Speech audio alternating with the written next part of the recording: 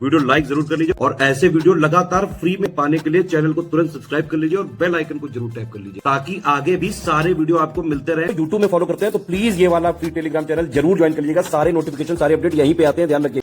नमस्कार दोस्तों, स्वागत है आपका यूपीपीएससी बेस्ड ऑनलाइन कोचिंग के इस यूट्यूब चैनल पर। आज की इस वीडियो में हम लोग UP triple S C PT 2025 के लिए इंडियन हिस्ट्री के एक महत्वपूर्ण क्लास का डिस्कशन करेंगे। क्लास आपके लिए फ़ायदेमंद होने वाला है, आप वीडियो को पूरा अंत तक देखिएगा, काफ़ी ज़्यादा इंटरेस्टिंग फैक्ट आपको यहाँ पर पता चलेंगे। तो चलिए शुरू करते हैं आज के इस इंटरेस्टिंग सेशन को। इससे पहले आपको बता दें दोस्तों कि अगर आप UP triple S C PT में 99 परसेंटाइल स्कोर करना चाहते हैं तो आप बचे हुए दिनों में स्टडी फॉर सिविल सर्विसेज के पेड कोर्सेज को ज्वाइन करके पढ़ सकते हैं, जिसके लिए आप इनमें से किसी भी नंबर पर कॉल या व्हाट्सएप कर कोर्स की जानकारी ले सकते हैं। ये ज्ञान सर का व्हाट्सएप नंबर है, आप यहाँ से व्हाट्सएप के माध्यम से भी जानकारी प्राप्त कर सकते हैं। चलिए अब बढ़ते हैं आगे क्लास की ओर। देखिए दोस्तों, ये एक सैम्पल मटेरियल है, मतलब इसमें किस प्रकार का स्टडी मटेरियल आपको स्टडी फॉर सिविल सर्विसेज से मिलेगा, ये डेटा प्रोवाइड किया गया। तो चलिए देखते हैं क्या क्या प्रश्न दिया गया। पहला प्रश्न है, निम्नलिखित में से कौन सा विकल्प गलत है। यहाँ पर 4 विकल्प दिए, जिसमें से एक विकल्प गलत है, तो आपको बताना है कौन सा गलत है। सेम यही फैक्ट यहाँ पर अंग्रेजी में दिया गया, तो आप जिस भाषा में सूटेबल है उसमें देख सकते हैं। पहला है, हड़प्पा सभ्यता का स्थल चौपानी मांडू उत्तर प्रदेश में है। दूसरा पॉइंट दिया, झोकर संस्कृति की उत्पत्ति आलमगीरपुर से हुई है। तीसरा पॉइंट दिया, आमरी संस्कृति पाकिस्तान के सिंध में विकसित हुई है। और चौथा पॉइंट है, चिरांद एक नौपाषाण कालीन स्थल है। और पांचों उपर्युक्त में से कोई नहीं। तो अगर आप इसमें देखेंगे ध्यान से तो पहला पॉइंट बिल्कुल सही है कि हड़प्पा सभ्यता का स्थल जो है ये चौपानी मांडू यूपी में है। झोकर संस्कृति की उत्पत्ति आलमगीरपुर से हुई, यही फैक्ट यहाँ पर गलत है। जो झोकर संस्कृति है इसकी उत्पत्ति आलमगीरपुर से नहीं हुई दोस्तों, ये सिंध पाकिस्तान से हुई है। अगर जगह का नाम पूछेगा तो झोकर जो दारो ये प्लेस मिलेगा जो कि सही बनेगा। अच्छा, झोकर के बारे में एक चीज़ और भी याद रखिएगा, ये कृषि प्रधान संस्कृति थी और इसमें इसके अवशेष ना चनहुदड़ों से भी मिले हैं। अगर ये भी पॉइंट रहेगा चनहुदड़ों तो ये भी याद रखिएगा, इसका अवशेष कहाँ से मिला है, चनहुदड़ों से। ये सिंधु घाटी सभ्यता के बाद और झांगर चरण के ठीक पहले विकसित हुआ था, तो ये पॉइंट गलत है। अब यहाँ पे आलमगीरपुर शब्द है तो आलमगीरपुर को भी स्पष्ट कर लेते हैं। आलमगीरपुर जो है ये यूपी का जो मेरठ है यहाँ पर है, हिंडन नदी के तट पर है। हिंडन नदी, ये भी पॉइंट कई बार बन जाता है कि आलमगीरपुर किस नदी के तट पर है, तो हिंडन नदी के तट पर है।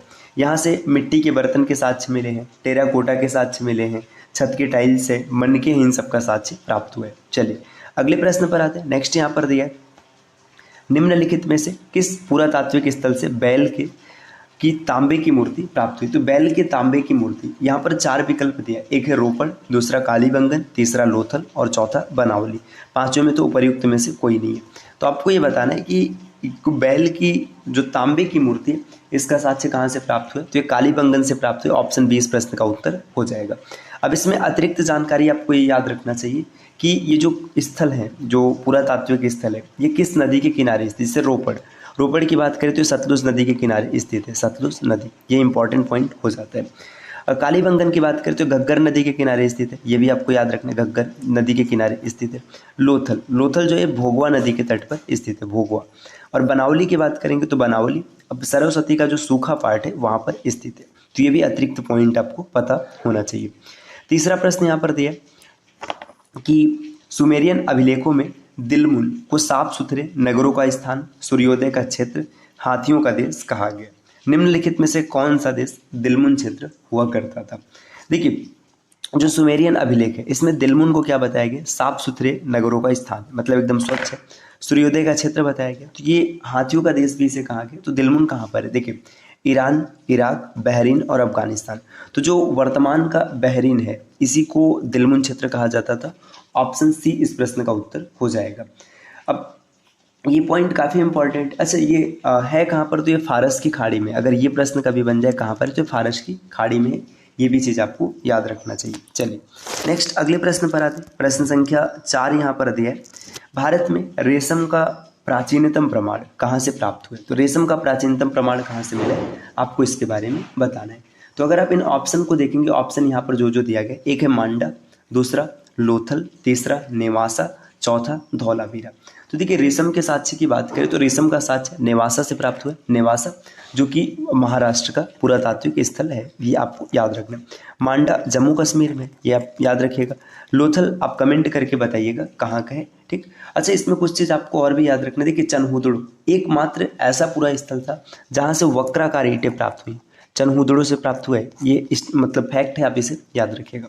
चलिए अब इसके बाद देखिए, अब आप कहेंगे कि 4 के बाद 14 कहाँ से आ गए भाई, तो ये सैंपल मटेरियल है ना, इसमें आपको दिखाया गया है कि किस प्रकार के क्वेश्चंस आपको देखने के लिए मिलेंगे। प्रश्न संख्या 14 यहाँ पर दिया गया, निम्नलिखित में से कौन सा विकल्प सही है। अब यहाँ पर 4 विकल्प दिया गया।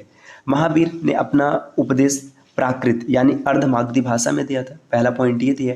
दूसरा पॉइंट दिया जैन तीर्थंकरों की जीवनी कल्पसूत्र में, दूसरा पॉइंट ये है। उपर्युक्त में से कोई नहीं सही और दोनों सही। तो देखिए जो प्राकृत भाषा है, ये प्राकृत भाषा महावीर स्वामी से जुड़ा है, बिल्कुल सही है। और कल्पसूत्र जैन तीर्थंकरों की जीवनी, ये भी सही है, तो दोनों सही है। विकल्प डी इस प्रश्न का उत्तर बनेगा। एक चीज़ आप और याद रखिएगा, देखिए महावीर स्वामी की भाषा प्राकृत थी और गौतम बुद्ध इनकी भाषा पाली रही थी। पाली भाषा में गौतम बुद्ध ने अपने उपदेश दिए थे, तो ये पॉइंट इंपॉर्टेंट हो जाता है। अगले प्रश्न पर आएंगे। प्रश्न संख्या 15 दिया, स्वास्तिक निम्नलिखित में से किस तीर्थंकर का प्रतीक है था, या आपको बताना था। तो जो जैन तीर्थंकर थे इनकी कुल संख्या 24 थी और अलग अलग तीर्थंकरों ने अलग अलग प्रतीक चिन्ह अपनाए थे। तो यहाँ पर कुछ इंपॉर्टेंट पॉइंट हम लोग समझ लेते हैं। सबसे पहले देखिए जो पहले जैन तीर्थंकर थे उनका नाम था ऋषभनाथ। जो पहले थे वो थे ऋषभनाथ। इन्होंने जो चिन्ह प्रयोग किया था वो था सांड का चिन्ह। तो ये पॉइंट आपको याद रखना है क्योंकि पहले तीर्थंकर थे। सांड ऋषभनाथ का प्रतीक है। दूसरे थे अजीतनाथ, अजीतनाथ दूसरे थे। तो अजीतनाथ ने जिसका प्रयोग किया था वो हाथी के चिन्ह का इन्होंने प्रयोग किया था। इसके बाद तीसरे देखेंगे तो तीसरे थे संभवनाथ। संभवनाथ ने प्रयोग किया था घोड़ा। तो देखिए यहाँ पर संभवनाथ ऑप्शन दिया है तो इनका तो हो जाएगा घोड़ा, मतलब ये ऑप्शन नहीं बनेगा, ठीक। देखिए सुपार्श्वनाथ ये जो है ना, ये 7वें रहे थे, 7वें तीर्थंकर थे और इन्होंने स्वास्तिक का प्रयोग किया था। तो स्वास्तिक चिन्ह किसका है, सुपार्श्वनाथ का, यही सही उत्तर हो जाएगा। वासुपूज्य की बात करें तो ये 12वें तीर्थंकर रहे थे और इन्होंने भैंस का प्रयोग किया था। भैंस मतलब जो प्रतीक चिन्ह इनका था भैंस था। इसके बाद यहाँ पर विमलनाथ दिया गया। विमलनाथ 13वें थे और इनका प्रतीक चिन्ह रहा था सूअर। अब आप कहेंगे कि 24 हुआ, यहाँ पर तो इतने थे, ठीक है। 23वें याद रखिएगा पार्श्वनाथ, ये इंपॉर्टेंट है, पूछा जाता है कई बार। पार्श्वनाथ इनका प्रतीक चिन्ह सांप है। और 24वें जो थे, 24वें हुए थे महावीर स्वामी। महावीर स्वामी ने शेर को प्रतीक चिन्ह के रूप में प्रयोग किया था, तो ये भी इंपॉर्टेंट हो जाएगा। महावीर स्वामी इन्होंने शेर को प्रतीक चिन्ह के रूप में प्रयोग किया था। इसके बाद नेक्स्ट और आगे आएंगे। देखिए प्रश्न संख्या 16 यहाँ पर दिया। आपको ये बताना है कि महावीर स्वामी ने जाम्बिक गांव में के पास रिजुपालिका नदी के तट पर एक के नीचे कैवल्य प्राप्त किए थे। कैवल्य का मतलब होता है ज्ञान प्राप्ति। तो उन्हें ज्ञान प्राप्ति कहाँ पर हुई थी, तो महावीर स्वामी को जो ज्ञान प्राप्ति हुई थी ये साल वृक्ष के नीचे हुई थी। तो ऑप्शन ए इस प्रश्न का सही उत्तर हो जाएगा। अब महावीर स्वामी के बारे में कुछ अतिरिक्त तथ्य आपको याद रखना है। देखिए इनका जन्म हुआ था 540 ईसा पूर्व कुंडल ग्राम जो कि वैशाली बिहार में। तो इनका जन्म कहाँ पर हुआ था, ये आप याद रखिएगा। 540 ईसा पूर्व कुंडल ग्राम वैशाली बिहार में जन्म हुआ था। इनके पिता का नाम अगर देखेंगे तो इनके पिता का नाम था सिद्धार्थ। पिता का नाम क्या है, सिद्धार्थ। माता का नाम इनके था त्रिशला, ये भी पॉइंट इंपॉर्टेंट हो जाएगा। इन्होंने यशोदा नाम की कन्या से या लड़की से विवाह किया था। इनकी एक पुत्री थी जिनका नाम था अन्नोजा। अन्नोजा को एक नाम और दिया गया प्रियदर्शिनी। ये सब पॉइंट इंपॉर्टेंट है दोस्तों, आपको याद रखना है। देखिए जन्म 540 ईसा पूर्व कुंडल ग्राम वैशाली बिहार में। सिद्धार्थ इनके पिता थे, माता का नाम त्रिशला था, यशोदा इनकी पत्नी थी, अन्नोजा या प्रियदर्शिनी इनकी पुत्री थी। अच्छा इनका कई बार ना वंश भी पूछ लिया जाता है या फिर गोत्र पूछ लिया जाता है। तो वंश कौन सा है, ज्ञात्रिक। तो अगर ये कभी बनेगा तो ये भी याद रखना, ज्ञात्रिक वंश में इनका जन्म हुआ था। 30 वर्ष की आयु में ये संन्यास लेते हैं। 42 वर्ष की आयु में जिम्ब्रिक गांव में रिजुपालिका नदी के तट पर साल वृक्ष के नीचे इनको ज्ञान प्राप्त होता है। इन्होंने अपना पहला उपदेश पावा में दिया था, ये पॉइंट इंपॉर्टेंट है। इसके बाद 72 वर्ष की आयु में इनकी मृत्यु होती पावापुरी में। पावापुरी को मोक्ष नगरी के नाम से भी जाना जाता है। तो महावीर स्वामी के बारे में ये सब फैक्ट आप याद रखिएगा, काफ़ी इंपॉर्टेंट है, यहाँ से पेपर में प्रश्न बन सकते हैं। चलिए इसके बाद अगले प्रश्न पर आएंगे। नेक्स्ट यहाँ पर देखिए प्रश्न संख्या 17 दिया। अशोक ने अपने शिलालेखों में 8वीं जातियों का उल्लेख किया है। अशोक का मतलब जो शिलालेख है 5 यवन राज्यों में धर्म प्रचारकों को भेजने का वर्णन करता है। तो देखिए अशोक ने जो शिलालेख है, इनके जो शिलालेख रहे थे, 13वां शिलालेख जो था, इस शिलालेख में इन्होंने क्या किया था, 8वीं जातियों का उल्लेख किया था। तो ऑप्शन डी इस प्रश्न का सही उत्तर हो जाएगा। डी को टिक करेंगे और आगे बढ़ेंगे। प्रश्न संख्या यहाँ पर देखिए नेक्स्ट दिया है, अगर आप आगे बढ़ेंगे तो प्रश्न संख्या 22 यहाँ पर दिया है। 22 कहने का तात्पर्य मतलब ये सैंपल पेपर है, तो आपको मतलब चीज़ें छोड़ छोड़ कर बताई गई हैं। आप अगर कंप्लीट टेस्ट सीरीज प्राप्त करना चाहते हैं तो आप स्टडी फॉर सिविल सर्विसेज के कोर्स को ज्वाइन कर सकते हैं। दिया इसमें इलाहाबाद स्तंभ शिलालेख में निम्न में से किसे धर्म प्रचार बंधु कहा गया है। तो जो इलाहाबाद का शिलालेख है इसमें समुद्रगुप्त को धर्म प्रचार बंधु कहा गया। तो ऑप्शन बी को टिक करेंगे और आगे बढ़ेंगे। ठीक, चलिए और पॉइंट। अच्छा देखिए यहाँ पे कुछ अतिरिक्त पॉइंट समझ लेते हैं। रामगुप्त के बारे में आप याद रखिएगा, ये पहला शासक था जिसने तांबा का सिक्का प्रचलित किया था। तांबे का सिक्का चलाने वाला पहला शासक था। चंद्रगुप्त द्वितीय, ये चांदी का सिक्का चलाने वाला पहला गुप्त शासक था। तो ये सब कुछ इंपॉर्टेंट पॉइंट हो जाएंगे जो कि आप याद रखिएगा। नेक्स्ट यहाँ पर देखेंगे प्रश्न संख्या 23 दिया हुआ है। 23 में यहाँ पर पूछा गया कि प्रयाग प्रशस्ति के अनुसार निम्नलिखित में से किसने उत्तर भारत में गंगा घाटी के क्षेत्रों में 8 राजाओं पर विजय प्राप्त की थी। अगर प्रयाग प्रशस्ति देखेंगे तो प्रयाग प्रशस्ति की बात करें तो ये समुद्रगुप्त के बारे में बात बताता है कि उन्होंने 8 राजाओं पर विजय प्राप्त की थी। ठीक, समुद्रगुप्त के दरबारी कवि हरिशेन हुआ करते थे, ये भी पॉइंट याद रखिएगा। चलिए नेक्स्ट अगले प्रश्न पर आते हैं। प्रश्न संख्या 24 यहाँ पर दिया। निम्नलिखित में से कौन सी उपाधि चंद्रगुप्त द्वितीय की सर्वाधिक प्रिय उपाधि थी। तो देखिए चंद्रगुप्त द्वितीय की सर्वाधिक प्रिय उपाधि की बात करें तो इनकी तमाम उपाधियां थी, जिसमें सबसे ज़्यादा प्रिय उपाधि था परम भागवत। ऑप्शन डी इस प्रश्न का उत्तर हो जाएगा। आगे देखिए देवराज की बात करें तो देवराज ने जो कहा गया सांची के लेख में बताया गया कि इनका नाम देवराज है। ठीक, देवगुप्त की बात करें तो प्रवर सेन का जो लेख है प्रवर सेन के लेख में इन्हें देवगुप्त बताया गया है। विक्रमादित्य देखिए गुप्त वंश के पहले शासक थे, तो ये आपको याद रखना है। चलिए नेक्स्ट अगले प्रश्न पर आते हैं। प्रश्न संख्या 25 यहाँ पर दिया गया। 25 नंबर का प्रश्न, निम्नलिखित में से किसने हर्षवर्धन को शिलादित्य कहा है। तो देखिए हर्षवर्धन को शिलादित्य किसने कहा है। 4 ऑप्शन है, इत्सिंग, फाहियान, वेनसोंग और बाणभट्ट। तो हर्षवर्धन को जो शिलादित्य कहा है ये वेनसोंग ने कहा है। ऑप्शन सी इस प्रश्न का सही उत्तर हो जाएगा। हर्षवर्धन को हातिम भी कहा जाता था, ये भी पॉइंट आपको याद रखना है। इसके बाद हर्षवर्धन को परम परमेश्वर भी कहा जाता है, ये भी पॉइंट याद रखिएगा। परम भट्टारक इनकी उपाधि है। और हर्षचरित जिसमें कि हर्ष का वर्णन किया गया हर्षचरित में, इसकी रचना बाणभट्ट ने किया, ये भी इंपॉर्टेंट पॉइंट हो जाएगा। बाणभट्ट ने हर्षचरित की रचना की हुई है। चलिए अगले क्वेश्चन पर आते हैं। प्रश्न संख्या 31 यहाँ पर दिया गया। 31 में बताना है कि जहांपना नगर की स्थापना किसने करवाया था।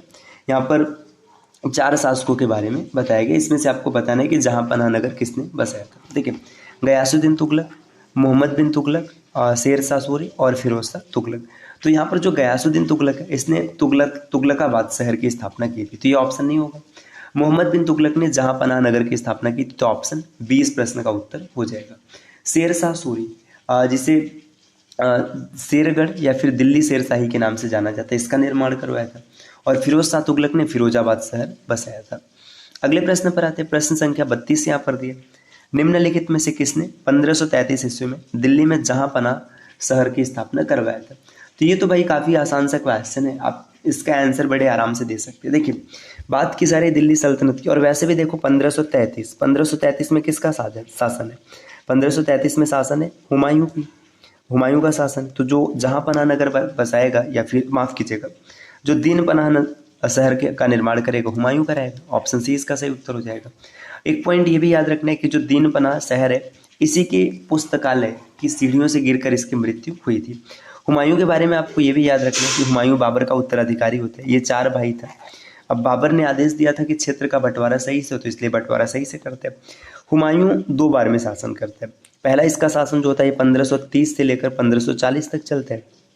फिर इसके बाद क्या होता है कि 1540 में शेर शाह सूरी से परास्त कर देता है। फिर इसका शासन जो आता है वो 1555 से लेकर 1556 तक चलता है। तो ये इसके 2 पार्ट्स में शासन होता है, ये भी इंपॉर्टेंट पॉइंट है।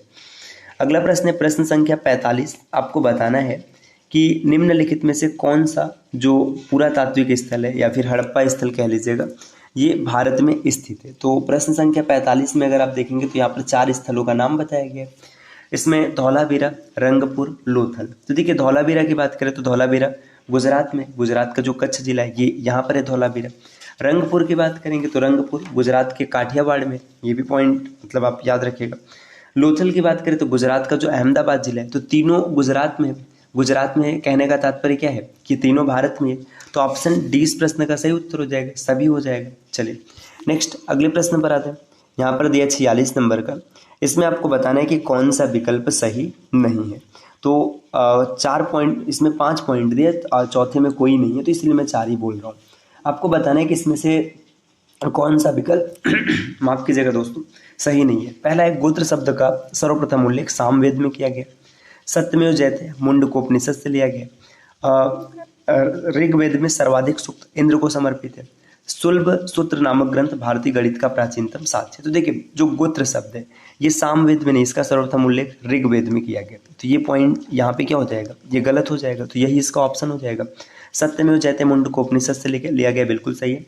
ऋग्वेद में सर्वाधिक सूक्ति इंद्र को समर्पित है, 250 के आसपास है।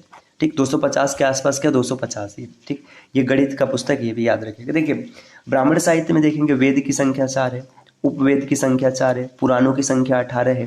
ठीक, तो ये सब पॉइंट भी आपको याद रखना है। प्रश्न संख्या 47 दिया है, निम्नलिखित में से गलत विकल्प का चयन करें। 4 विकल्प यहाँ पर दिया है, इसमें से कोई एक विकल्प गलत है, तो आपको बताना है कौन सा गलत है। वैशाली के लिच्छवियों ने विश्व का पहला गणतंत्र स्थापित किया था। स्यादवाद का संबंध बौद्ध धर्म से। मत्स्य पुराण में लिंग पूजा का पहला स्पष्ट वर्णन मिलता है। खरोष्ठी लिपि की उत्पत्ति बुद्ध काल के दौरान ईरानी लिपि से हुई थी। पहला पॉइंट बिल्कुल सही है। वैशाली के जो लिच्छवी थे इन्होंने गणतंत्र स्थापित किया था। देखिए स्यादवाद का संबंध बौद्ध धर्म से नहीं, जैन धर्म से। और जैन धर्म के बारे में अभी आप लोगों ने जस्ट पीछे पढ़ा है। इसमें कुल 24 तीर्थंकर हुए थे। अगले प्रश्न पर आते हैं। प्रश्न संख्या 48 यहाँ पर दिया। अशोक के स्तंभ अभिलेखों और गुहा अभिलेखों को बनाने के लिए निम्नलिखित में से किन लिपियों का प्रयोग किया गया है। तो आपको ये बताना है कि इसमें से किन लिपियों का प्रयोग किया गया है। तो अगर आप इस प्रश्न को देखेंगे तो यहाँ पर दिया है कि अरमाइक लिपि, खरोष्ठी लिपि, ब्राह्मी लिपि और प्राकृत भाषा। तो देखिए अशोक के शिलालेखों की बात करें तो इसमें 4 मतलब लिपियों का प्रयोग किया गया है। ब्राह्मी, खरोष्ठी, अरमाइक और यूनानी, सबका मतलब आता है। लेकिन ये जो चारों है ना, ये शिलालेख में आते हैं। यहाँ पर पूछा किसका गया, अभिलेखों की बात किया गया। तो अभिलेखों की बात करें तो इनके जो गुहा लेख है ये ब्राह्मी लिपि और प्राकृत भाषा में लिखे गए। तो ब्राह्मी और प्राकृत, ऑप्शन तीसरा मतलब सी इस प्रश्न का उत्तर हो जाएगा। अगले क्वेश्चन पर आएंगे। क्वेश्चन नंबर 49 दिया। देखिए कनिष्क के रवातक अभिलेख में निम्नलिखित में से किस स्थान का उल्लेख नहीं है। और 50 नंबर का क्वेश्चन है,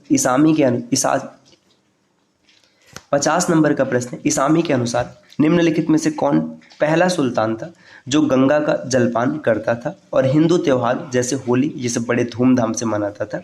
ये 2 क्वेश्चन का उत्तर क्या होगा आपको कमेंट करके बताना है। मिलते हैं दोस्तों आपसे नेक्स्ट वीडियो में, तब तक के लिए नमस्कार।